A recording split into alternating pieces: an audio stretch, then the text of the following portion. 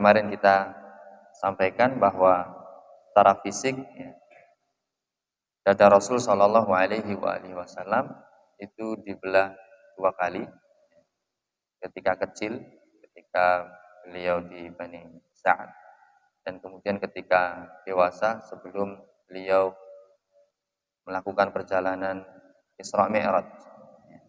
Yang pertama dilapangkan dengan dibuang bagian setan yang ada pada hati Rasul Shallallahu Alaihi Wasallam. Kemudian yang kedua ketika dibelah adalah kemudian hati Rasul Shallallahu Alaihi Wasallam itu dipenuhi dengan ilmu dan hikmah. Kemudian makna bahwa dada Rasul Shallallahu Alaihi Wasallam itu dilapangkan oleh Allah Subhanahu Wa Taala yang secara maknawi atau secara batin itu adalah bahwa Rasul Shallallahu Alaihi Wasallam itu menerima hukum Allah Subhanahu Wa Taala dengan sangat lapang, baik hukum secara syar'i, maksudnya adalah hukum agama, atau hukum secara kauni, yaitu takdir. Kalau hukum secara syar'i sudah kita ketahui bersama, ya. Begitu pula kalau hukum kauni, ya, hukum kauni ini adalah bisa berupa musibah atau sesuatu yang ditetapkan oleh Allah Subhanahu Wa Taala, dan kemudian beliau Nabi kita yang mulia Shallallahu Alaihi Wasallam itu ridho dalam menerima takdir. Maka Nabi Muhammad Shallallahu Alaihi Wasallam memiliki keluasan hati, keluasan dada, dan kesiapan dalam menerima syariat Allah Subhanahu Wa Taala, dan kemudian beliau sama sekali tidak merasa sempit, ya, dalam menyampaikan risalah ini, dan kemudian beliau juga sama sekali tidak merasa sempit, ya, dalam menanggung beban dan bahkan menanggung halang rintang yang ada di jalan dakwah. Maka beliau adalah orang yang paling kuat, ya, dalam melaksanakan ketaatan kepada Allah Subhanahu Wa Taala. Orang yang lapang dadanya, nah ini adalah beliau salam itu yang paling kuat dalam melaksanakan ketaatan kepada Allah Subhanahu Wa Taala. Dan beliau juga adalah seorang yang paling sabar dalam menghadapi takdir Allah Subhanahu Wa Taala. Itu kemarin kita sampaikan, ya, sampai di situ, dan ternyata Nabi kita yang mulia Sallallahu Alaihi Wasallam setelah Allah Subhanahu Wa Taala lapangkan dadanya juga pernah merasakan sempitnya, merasakan kesempitan setelah kelapangan. Misalnya disebutkan oleh Allah Subhanahu Wa Taala dalam surat Al-Hijr ayat yang ke-97 sampai 99. Yang Allah Subhanahu Wa Taala berfirman, "Wa laqad na'lamu annaka yadhiqu sadruka bima yaqulun." Dan sungguh engkau wahai Nabi Muhammad SAW, ya, atau Allah Subhanahu Wa Taala sungguh telah mengetahui bahwa Nabi kita yang mulia Nabi Muhammad SAW itu mengalami sesak dadanya, yadhiqu sadruk. Kenapa beliau mengalami sesak dadanya itu? Yaitu bima yaqulun. Beliau mendengarkan dari orang-orang kafir yang mendustakan dakwah beliau. Ketika beliau berdakwah kemudian didustakan, maka beliau merasa apa? Merasa sempit. Kalimatnya nggak didengar. Bagaimana Bapak dan Ibu sekalian, rahimani rahimakumullah, ketika berbicara nggak didengar, rasanya nggak enak, sempit katanya. Dan bahkan beliau Nabi kita yang mulia sallallahu alaihi wasallam itu melihat para sahabatnya itu disiksa, ya. Bahkan ada yang dibunuh, bahkan kemudian ada yang hijrah dari Mekah ke Habasyah, ya. Maka pemandangan yang seperti ini membuat dada Rasul Shallallahu Alaihi Wasallam itu sesak. Tapi kemudian Allah Subhanahu Wa Taala melapangkannya kembali dengan kemudian memerintahkan pada ayat yang selanjutnya, fasabbih bihamdi rabbik wa kum minas sajidin. Maka sucikanlah Allah Subhanahu wa taala dan pujilah Allah Subhanahu wa taala, dan kemudian jadilah termasuk orang-orang yang sujud.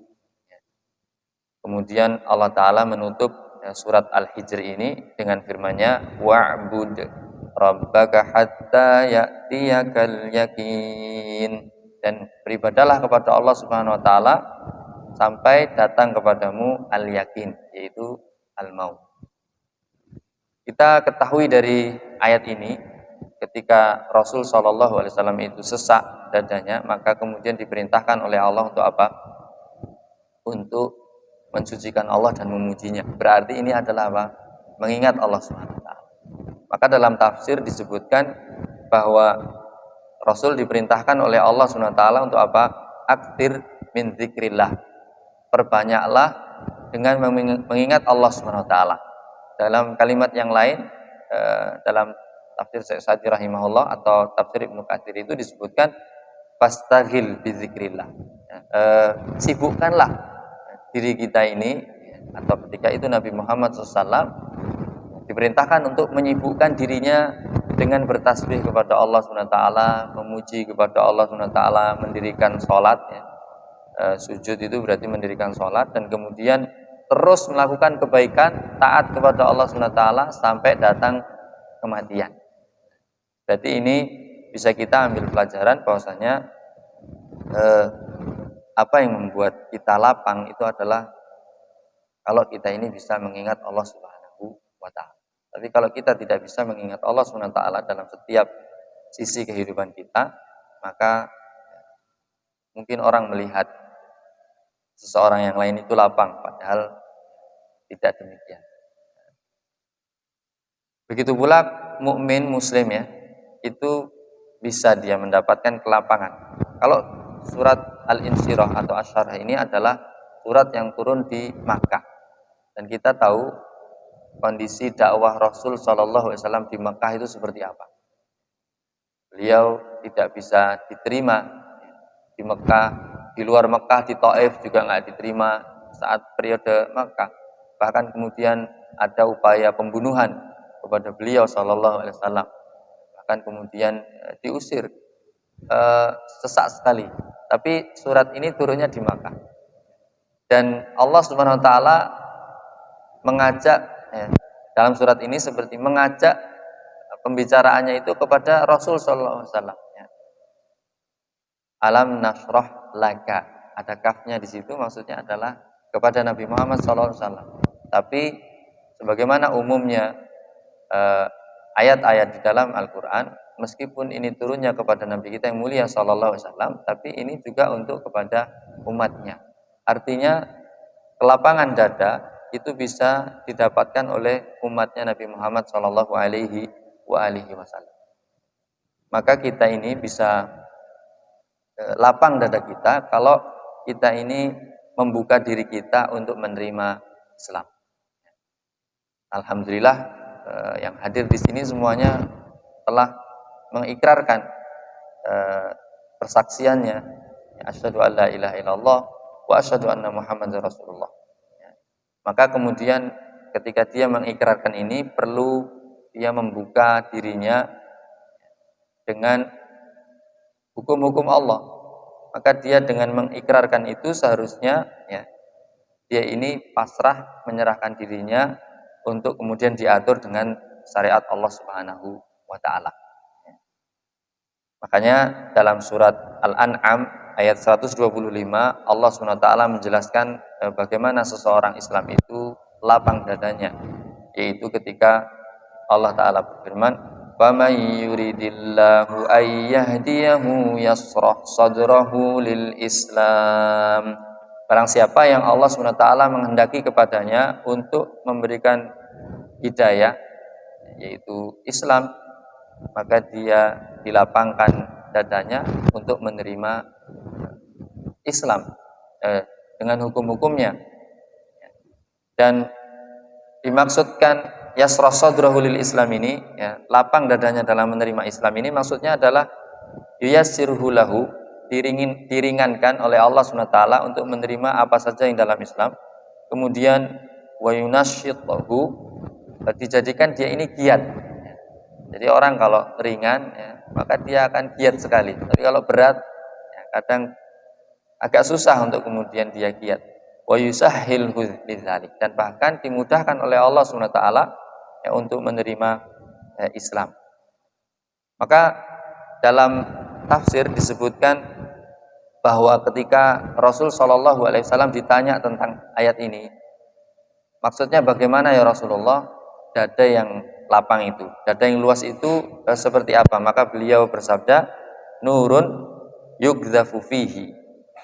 Nah, ketika dada seorang itu lapang, maka ada cahaya yang kemudian dibenamkan oleh Allah SWT dalam dadanya, dalam kolbunya, bayan syari lahu wayan pasti.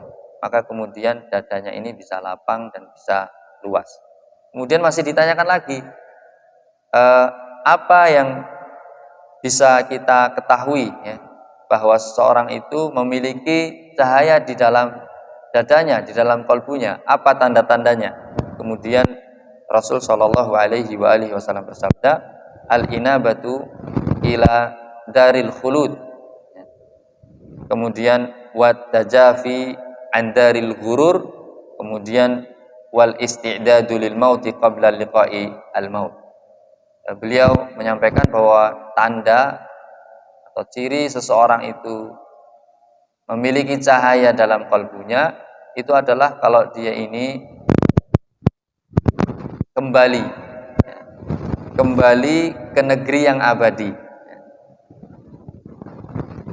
kemudian menghindar atau pergi dari tipu daya dunia, yang kedua. Kemudian yang ketiga, bahwa dia ini bersiap-siap ya, untuk menghadapi kematian sebelum dia itu bertemu dengan kematian. Ini kalau dalam hadis yang lain mirip dengan apa yang disebutkan oleh Rasul SAW ketika ditanya siapa itu mukmin yang cerdas, siapa yang cerdas, al-aqyas. Maka Rasul menyampaikan mereka yang cerdas itu adalah yang banyak mengingat kematian dan kemudian mempersiapkan bekal menuju akhirat, bekal kematian. Jadi ketiga hal ini merupakan tanda bagi seseorang ketika dia ini memiliki kelapangan dada. Dan terkait dengan hukum kauni, Muslim juga bisa lapang dadanya kalau kemudian dia bisa menerapkan atau bahkan terdapat pada dirinya dua hal, yaitu yang disebutkan oleh Nabi kita yang mulia Shallallahu Alaihi Wasallam, yang beliau bersabda ajaban li amril mu'min, bahwa keadaan seorang mukmin itu selalu dan senantiasa menakjubkan. Inna amrohu kullahu khair, keadaannya itu senantiasa baik. Walaysa dzalika li ahadin illa lil mu'min, dan itu tidak terjadi pada seseorang kecuali ini hanya terjadi kepada seorang mukmin. Jadi ini hanya seorang mukmin yang mendapati hal ini. Apa itu? In asabathu sarra syakara, kalau dia itu mendapatkan ya, sesuatu kesenangan, kebahagiaan, kenikmatan, maka dia itu bersyukur kepada Allah Subhanahu wa taala. Fakana khairan lahu, maka keadaan yang seperti ini adalah baik baginya. Wa in asabathu dharra sabara, kalau dia itu ditimpa dengan suatu musibah, maka dia ini sabar, fakana khairan lahu, maka ini adalah keadaan yang baik baginya. Maka ibu dan bapak rahimani wa rahmatullah, kalau tadi seseorang itu betul kembali kepada negeri akhirat dan kemudian dia ini betul-betul meninggalkan tipu daya dunia dan dia bersiap-siap menghadapi kematian dengan mengumpulkan bekal untuk menghadapi kematian, maka dia ini senantiasa akan melakukan amalan-amalan soleh. dia akan senantiasa memperbaiki dirinya untuk mendekat kepada Allah Subhanahu wa taala. Dan kalau seseorang muslim ini bisa memposisikan dirinya apakah pada posisi yang dia bersyukur atau posisi yang sabar, maka dadanya akan menjadi lapang. Hukum secara syar'i dia bisa dengan ringan melakukannya, karena ketika dia ingat akhirat, takut akan azab Allah, maka ringan. Dan kemudian ketika pada posisi dia ditakdirkan oleh Allah misalnya mendapatkan kelapangan, maka dia bisa bersyukur. Ketika mendapatkan cobaan, maka dia bisa bersabar. Maka ini semuanya adalah sebab-sebab yang kemudian dia bisa lapang dadanya. Maka seorang mukmin dan muslim itu ketakutannya bukanlah kehilangan dunia. Seorang muslim mukmin ketakutannya bukan apa? Kehilangan dunia. Tapi ketakutannya adalah kalau seorang muslim itu dia tersesat, tidak bisa menemukan jalan menuju surga. Dan kita ketahui bersama kalau seseorang itu ingin melakukan suatu perjalanan, maka dia perlu berbekal. Dan bekal yang paling awal yang harus diketahui oleh seseorang yang mau berjalan itu adalah ilmu.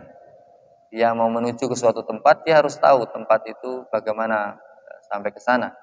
Maka seseorang butuh ilmu untuk mengetahui petanya, dan kemudian seseorang butuh amal untuk kemudian apa? Untuk melangkahkan kaki di atas perjalanan itu. Dan seseorang butuh ikhlas untuk bisa sampai kepada Allah SWT. Dan kemudian orang perlu sabar untuk bisa istiqomah dalam menghadapi segala ujian dan halang rintang yang menghalangi jalannya menuju Allah Subhanahu wa taala. Itu ayat yang pertama, alam nashrah laka sadrak. Kemudian Allah Subhanahu wa taala berfirman pada ayat yang kedua, wa wada'na anka wizrak alladzi anqadha dhahrak. Kemudahan yang pertama yang didapatkan oleh Rasul Shallallahu Alaihi Wasallam itu adalah pengampunan dosa. Jadi wa wada'na anka wizrak, dan kami telah menghilangkan daripadamu beban alladzi anqadha dhahrak, yang beban itu memberatkan punggungmu. Disebutkan bahwa ketika seseorang memikul beban, maka yang paling kuat adalah dipikul di punggungnya. Kalau kita membawa 50 kilo, itu kita lebih kuat untuk membawa di punggung kita daripada kita bawa di depan kita. 50 kilo kita angkat di depan kita, terus kita jalan, itu sangat berat dan nggak kuat. Tapi kalau kita letakkan di punggung kita, maka itu bisa kita bawa, meskipun juga tetap berat ya. Ini menandakan bahwa sesuatu yang berat itu kita pikul di punggung kita, dan ternyata yang berat itu adalah dosa. Yang berat itu adalah dosa, sehingga ketika seseorang itu bertumpuk dosanya, maka dia ini sangat berat untuk berjalan menuju Allah Subhanahu wa taala. Makanya kadang kita ini susah beribadah itu ternyata karena banyak dosa-dosa yang ada pada diri kita. Dan sumber dosa itu ada dua, enggak ada yang ketiga. Sumber dosa itu ada dua. Yang pertama adalah jiwa kita sendiri, yang kedua adalah setan. Kita mengetahui firman Allah Subhanahu wa taala, sering kita mendengarnya. Allah taala berfirman, innan nafsa la'ammaratum bisu, bahwa jiwa kita ini senantiasa mengarahkan kepada apa? Keburukan, kepada dosa. Maka syariat-syariat Allah SWT biasanya tidak disukai. Contoh misalnya syariat yang sangat mulia, yaitu tentang jihad fisabilillah misalnya. Kutiba alaikumul qital wa huwa kurhul lakum. Ya kan? Kita ini kalau disuruh perang senang apa enggak, Pak? Enggak senang. Padahal di situ banyak sekali kebahagiaan yang akan bisa didapatkan seseorang ketika dia berjihad fisabilillah. Tapi memang sudah disebutkan oleh Allah SWT bahwa perang ini kalian nggak menyukainya, meskipun tidak kalian sukai, tapi Allah mewajibkan. Nah, tentunya ini ada banyak urutannya ya, sebelum kemudian semua itu mengangkat senjata. Jadi jiwa kita itu memang nggak senang mati misalnya, nggak senang kan. Begitu pula jiwa kita ini sukanya istirahat, nggak suka diatur dengan suatu ikatan-ikatan. Maka jiwa ini adalah sumbernya dosa ya. Maka kita harus kemudian menundukkan nafsu kita ini. Kemudian yang kedua adalah setan, yang kalau kita ini mengetahui di surat yang terakhir dalam Al-Quran, surat An-Nas, Allah SWT berfirman, a'udzubillahi minasyaitonir rajim, bismillahirrahmanirrahim, qul a'udzu birabbin nas, malikin nas, ilahin nas, min syarril waswas al-khannas. Ya. Ini kita sampai butuh berlindung kepada Allah SWT dengan 3 kali perlindungan. Kita minta kepada qul a'udzu bi rabbin nas, ya, dengan Rabb yang menciptakan, yang mengatur, yang menguasai. Kita meminta kepada Rabb. Kemudian yang merajai manusia, Malikin Nas. Kemudian perlu lagi menyebut ya, Ilahin Nas. Kita berlindung kepada Allah SWT, ilahnya manusia. Ya, 3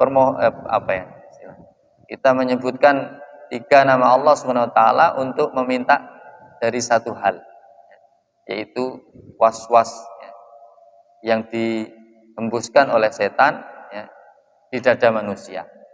Jadi dosa-dosa itu biasanya adalah was-was dari setan yang kemudian kalau kita mendengarnya maka akan ada suatu titik hitam ya, di kalbu kita.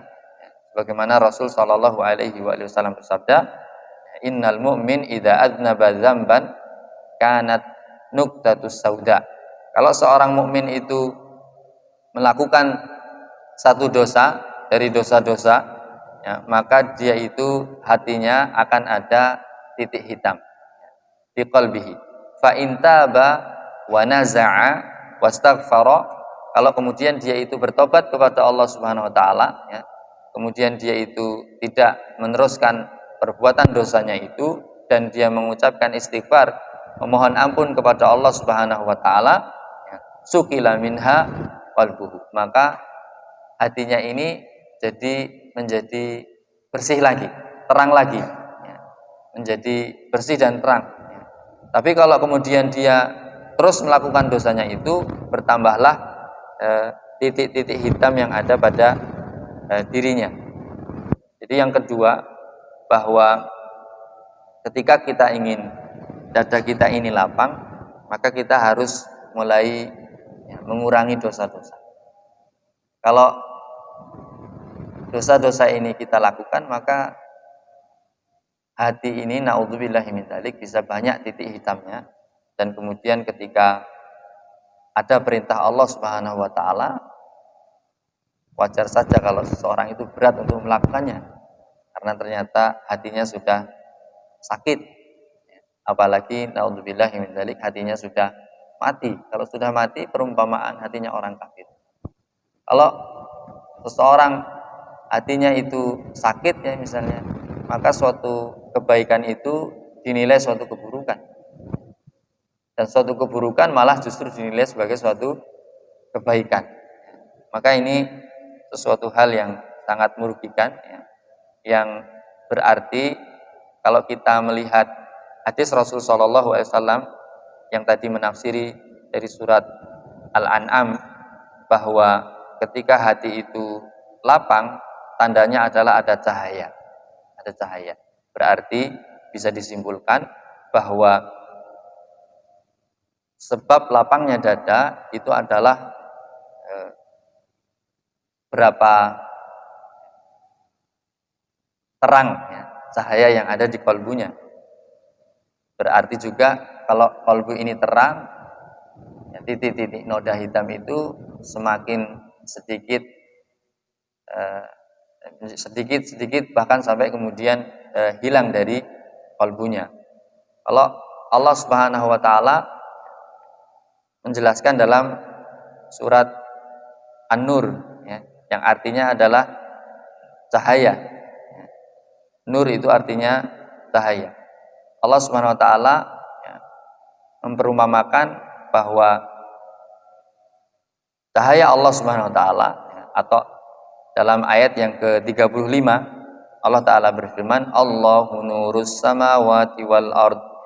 Allah itu adalah cahayanya langit dan bumi. Maka tanpa cahaya Allah, langit dan bumi ini gelap. Termasuk hati kita ini gelap. Maka Allah SWT memperumpamakan, ya, cahaya Allah ini, ya, seperti, ya, masalun nurihi, ya, bahwa permisalan, ya, cahaya Allah yang ada di kalbunya seorang mukmin itu seperti suatu lubang yang tidak tembus dan kemudian di dalamnya ada pelita. Ini kalau kita membaca terjemahnya, ini seolah-olah kita ini, kalau di Indonesia kita melihat seperti apa, Pak? Sentir, Pak. Jadi kalbu kita itu, dada kita itu seperti kacanya, Pak. Yang kemudian di kalbu itu nanti ada cahayanya, ada apinya. Maka ketika api ini nyala, maka dia cahayanya bisa terpendar, ya. Artinya bisa menerangi seluruh ruangan tersebut, ya. Kalau bersih, ya. Kalau kacanya bersih. Maka kalau ada asap, ya, dari api itu yang kemudian tidak bisa keluar dari kaca, maka itu akan membuat kacanya apa, Pak? Burem gitu, kan. Sehingga meskipun ada cahayanya di sentir tersebut, itu tidak bisa memberikan penerangan, ya. Karena tadi kacanya sudah tertutupi dengan sesuatu yang hitam, ya. Makanya Allah Subhanahu wa taala melanjutkan, ya, setelah ayat 35 ini, setelah menjelaskan perumpamaan cahaya Allah di hati seorang mukmin itu, ya, artinya ketika dia bersih betul itu memancar, ya. Tapi kalau tidak, maka ya cahaya itu redup, ya. Itu Allah Ta'ala berfirman dalam surat An-Nur ayat yang ke-36, lanjutannya adalah fi buyutin adinallahu an turfa'a wa yuzkara fiha ismuhu yusabbihu lahu fiha bil ghuduwi wal asal. Yaitu cahaya itu adanya di mana? Di rumah-rumah, fi buyut. Maksudnya di sini adalah Baitullah, rumah-rumah Allah SWT. Maka cahaya itu ada di rumah-rumah Allah SWT. Seperti di sini, di rumah Allah SWT diperdengarkan ayat Allah SWT, dijelaskan petunjuk Nabi kita yang mulia Sallallahu Alaihi Wasallam. Maka di rumah ini, ya, di rumah-rumah Allah SWT itu diperintahkan, ya, Allah memerintahkan untuk kemudian memuliakan dan menyebut nama-namanya di waktu pagi dan petang. Ya kan, berarti intinya seperti kemarin kita sampaikan pada pertemuan yang lalu, bahwa ternyata hati ini bisa bercahaya kalau dia ini banyak berzikir kepada Allah Subhanahu wa taala. Banyak mengingat Allah Subhanahu wa taala dalam setiap keadaan, ya. Karena ternyata dengan kuatnya, ya, cahaya yang ada dalam kalbunya, maka ia memiliki kelapangan, keluasan. Contoh yang mudah kita bisa dapatkan kalau Bapak dan Ibu di suatu ruangan. Ruangan itu sangat gelap, pekat. Kira-kira apa yang dirasakan orang yang masuk dalam ruangan yang seperti itu? Sesek, Pak, ya. Artinya ruangannya yang enggak terlihat luas, ya. Tapi bagaimana kalau kemudian di ruangan itu ada sedikit cahaya, yang kemudian kita bisa melihat pojok-pojoknya. Oh, ternyata ruangannya luas. Apalagi ketika cahayanya semakin membesar, maka semakin luas orang yang tinggal di dalamnya karena tidak merasa sempit, tidak merasa sangat gelap. Nah, begitulah perumpamaannya ketika seseorang ini ingin mendapatkan kelapangan dada dalam kehidupan ini, maka dia perlu cahaya. Dan cahaya itu dia bisa dapatkan di rumah Allah, di rumah Allah.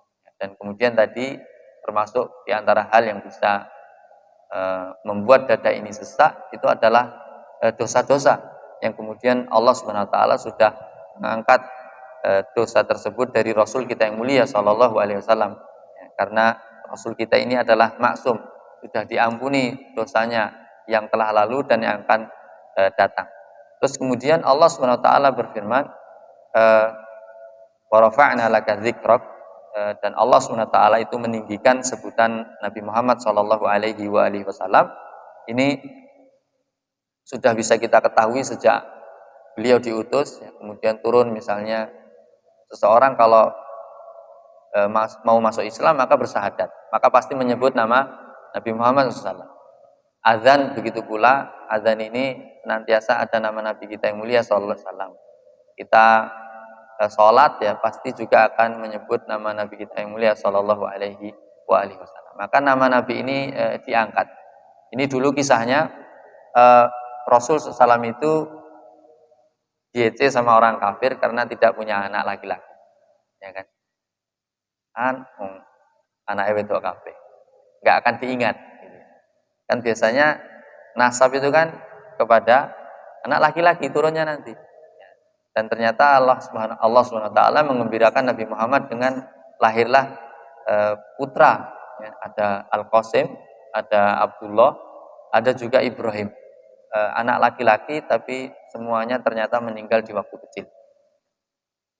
Terus tadi kan lebih diece lagi dengan orang-orang kafir, ya nggak bisa punya anak laki-laki, sekarang punya anak laki mati, paling nggak diingat namanya gitu. Tapi ternyata Allah SWT mengangkat nama Nabi Muhammad SAW sampai hari ini nama beliau pasti terdengar oleh umat di mana saja, baik dia muslim maupun orang kafir. Maka ini adalah pemuliaan Allah SWT kepada Nabi Muhammad SAW. Kemudian Allah Ta'ala berfirman, fa inna ma'al usri yusra, inna ma'al usri yusra. Nah, ini ayat yang kemudian kita ingin mengambil pelajaran pada situasi yang seperti ini, bahwasanya Allah SWT berfirman bahwa sesudah kesulitan itu pasti ada kemudahan. Ya. Sungguh, ya, sesudah kesulitan itu ada kemudahan, dan ini diulang 2 kali oleh Allah Subhanahu wa taala. Kalau kita mempelajari bahasa Arab, kita bisa mengetahui bahwasanya ayat ini, 2 ayat ini, fa inna ma'al al-usri, itu ada alif lamnya. Fa inna ma'al usri yusron. Yusron tidak ada alif lamnya. Kemudian inna ma'al usri, lagi al-usri yang di ayat yang berikutnya itu ada alif lamnya, dan yusron yang kedua itu juga tidak ada alif lamnya. Maka kalau dalam bahasa Arab alif lam, ya, kalimat atau kata pada satu ayat kok sama, dua-duanya ada alif lamnya, maka biasanya itu sesuatu yang sama, ya. Berarti bahwa dengan kesulitan, ya, yang pertama dan yang kedua itu ternyata kesulitannya sama, satu kesulitannya. Maka dengan satu kesulitan itu ada 2 kemudahan. Maka kita ini ketika membaca ayat ini, dada kita bisa lapang, karena setiap apa cobaan yang menimpa pada diri kita pasti akan ada 2 kemudahan yang lain. Kalau itu hanya satu kesulitan, atau dalam bahasa Arab alif lam itu untuk al-istighraq. Al-istighraq itu istilahnya apa? Menyeluruh. Kalau orang tenggelam itu sangat dalam. Artinya seluruh kesulitan dan sesuatu yang sangat dalam kesulitan itu semuanya nilainya cuma 1. Tapi kemudian bersama dengan kesulitan itu ada 2 kemudahan. Maka tidak mungkin, ya, satu kesulitan itu mengalahkan apa? 2 kemudahan. Makanya kita misalnya di hari-hari yang seperti ini, orang merasa sulit dari berbagai sisinya.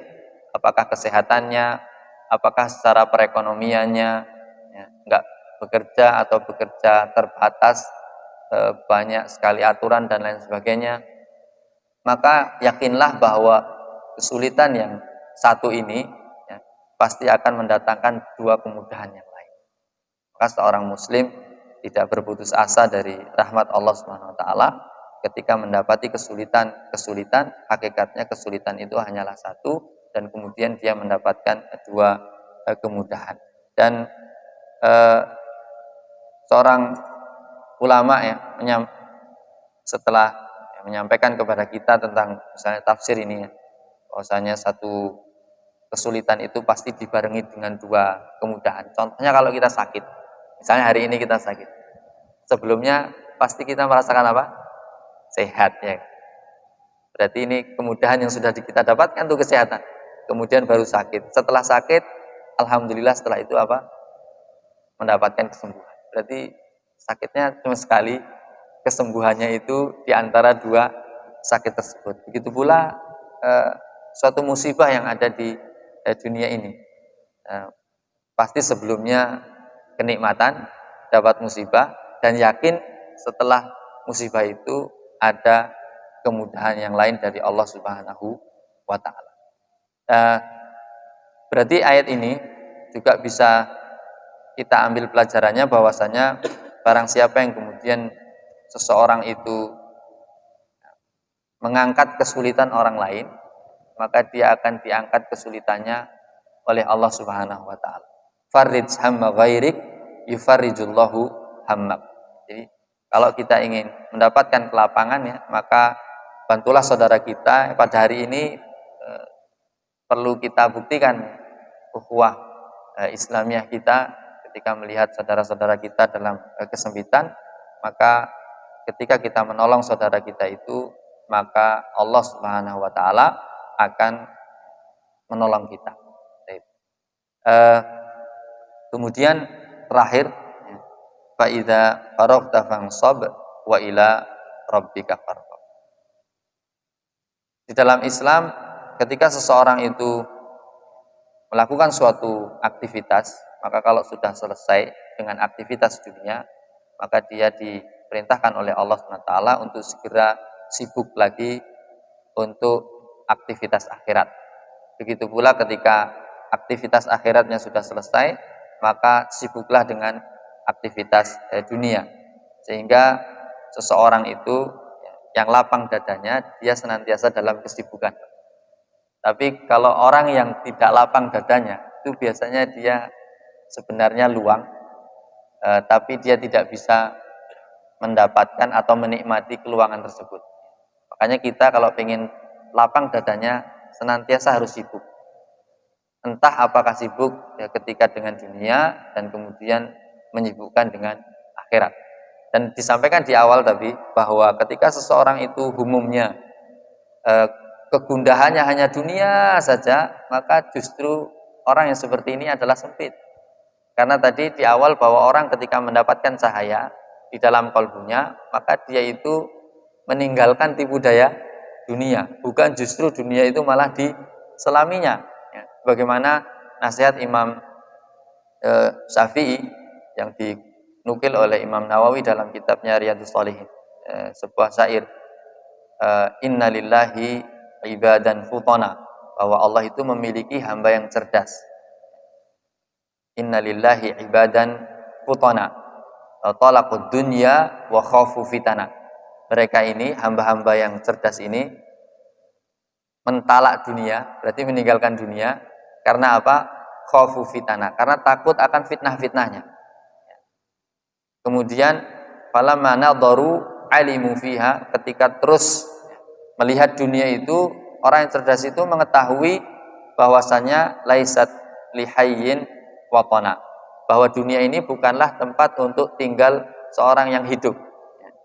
Kemudian ja'aluha lujjatan, maka orang yang cerdas itu menjadikan dunia ini sebagai samudra. Samudra itu sangat luas. Ja'aluha lujjatan wattakhadhu salihal a'mali fihi sufuna, dan kemudian mengambil amal soleh itu sebagai perahu untuk menuju Allah Subhanahu wa Ta'ala.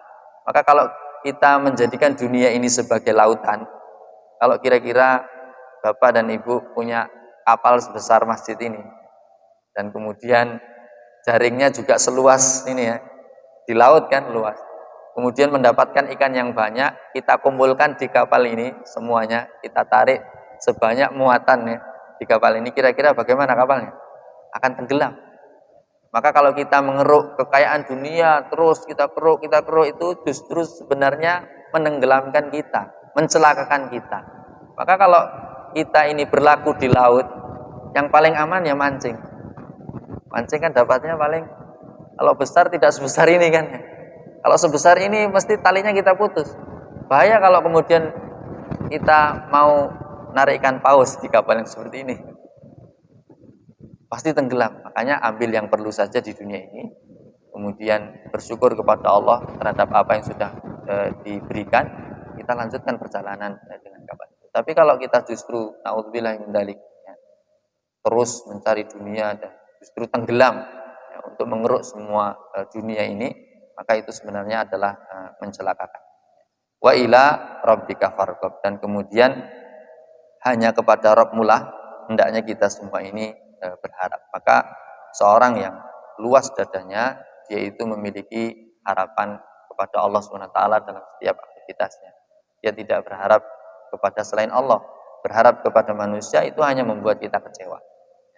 Berarti ayat ini menutup bahwasanya kita kalau ingin lapang dadanya, dilapangkan oleh Allah Subhanahu wa taala, diberikan cahaya pada kalbu kita, maka harapan itu harus kita gantungkan kepada Allah Azza wa Jalla.